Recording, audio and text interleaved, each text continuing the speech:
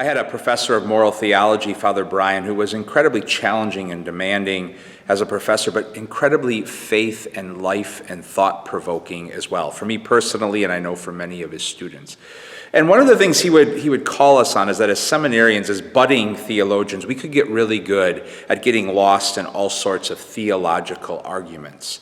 And he would warn us that that runs the risk of disconnecting our theology, of making it an intellectual exercise, only in disconnecting our theology with real people and real life. And he would always say to us, issues never come through your door. Issues never call you on the phone. People do. And as priests, we have the sacred responsibility, the humbling responsibility of seeing that the real treasures in our lives aren't theological issues or intellectual exercises, but real people that we have an opportunity to walk with and love just as they are and serve as ministers. I think of Father Brian and that kind of mindset and soul set that he instilled in me, or tried to instill in me and so many of his students on a day like today, because today is August 10th, and on the church's calendar, it's the feast of St. Lawrence.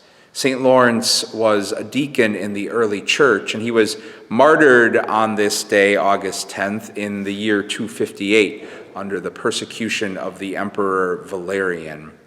And right before his martyrdom, the Roman prefect found out that Lawrence was like a prime financial person in the church. He had control of church finances. And the prefect said to Lawrence that he would spare Lawrence death if Lawrence would turn over the wealth of the church to the empire.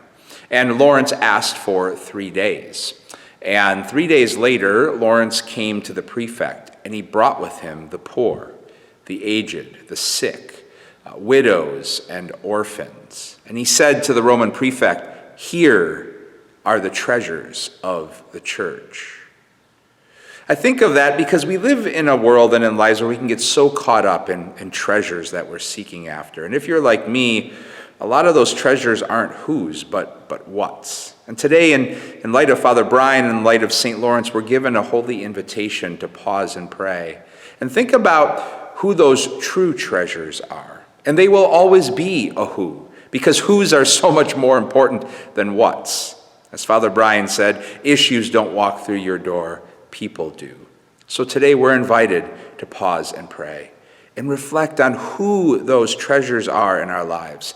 Those people who fill our lives with so much color and richness and vitality and all sorts of other good things. Maybe also to pause and pray for the grace to see some other people as treasures that we otherwise don't see as treasures, or are quick to dismiss and write off with labels, presuming to know more about them than we've ever tried to understand for ourselves. Because in the end, it's you and me, it's all of us, each and every one of us, who are the true treasures, worth saving, worth redeeming and restoring, worth more than we could ever imagine. God's peace and blessings to you all.